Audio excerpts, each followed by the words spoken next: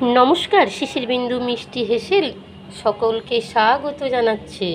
আজ আমি নিমকি করব, তবে আমাদের না নিমকি ভাজাটা নোনতা ভাবটা হয় না।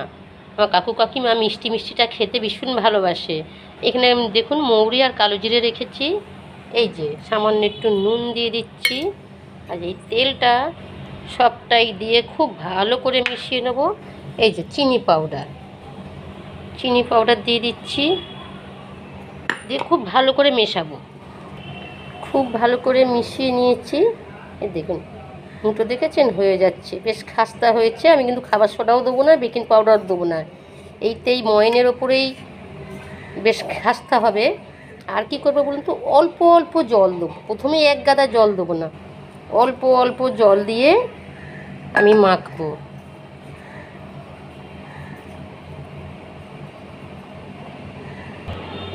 কিছুটা ময়দা মাখা আমি এই বাটিতে তুলে রাখছি, আর কিছুটা বেশ ভালো করে এটা ঠেসে নেব।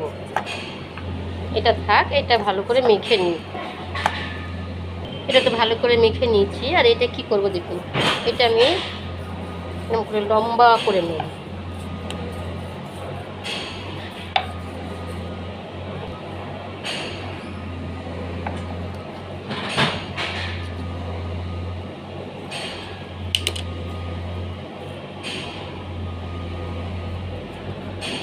এর উপর দিয়ে আবার এটা দিয়ে দিলাম, দিয়ে আবার আমি এটা কাটবো।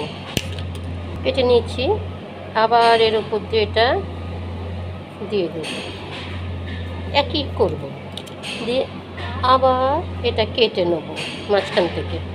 দুটো ভাগ করে নিয়েছি, এবার ছোট ছোট করে কাটবো, ছোট ছোট করে কেটে নেব। তেলটা খুব বেশি গরম করিনি, এই জন্য দিয়ে দেবো। তাপটা কমানো আছে, আস্তে আস্তে এটা গরম হোক আর এটা ভাজা হোক। আরও একটু ঢেসে নিচ্ছি, তাপটা একটু বাড়িয়ে দিয়েছি। দেখুন কি সুন্দর ছেড়েছে। এবার ভেজে তুলে নেব। দেখুন ভাজা হয়ে গেছে। তাপটা কিন্তু খুব বেশি হাই করিনি।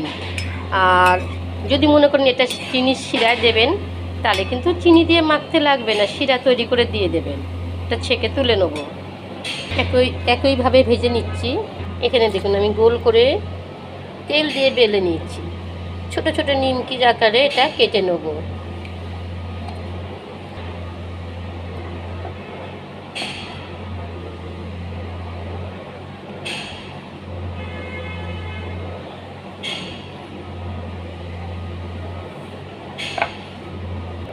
এই যে নিমকিগুলো দিয়ে দেবো।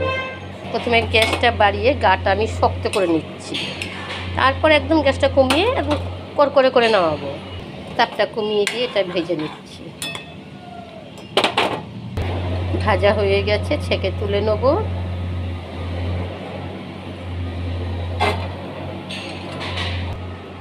এখানে একটু ধনে জিরে ভাজা মশলা, লঙ্কার গুঁড়ো, নুন আর চিনি পাউডার মানে সুগার পাউডার সামান্য একটু দেবো আমি।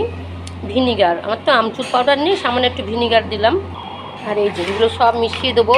ভেতরটা মিষ্টি মিষ্টি, বাইরেটা চটপটি, বেশ ভালো লাগবে না খেতে। খুব ভালো করে মিশিয়ে নিচ্ছি। বাইরেটা একদম মুখরোচক খাবার, টক ঝাল মিষ্টি, ভেতরটাও মিষ্টি মিষ্টি, বেশ চটপটি খাবার একটা তৈরি হলো। আর খাস্তাটা বটেই, দেখেছেন খাস্তা।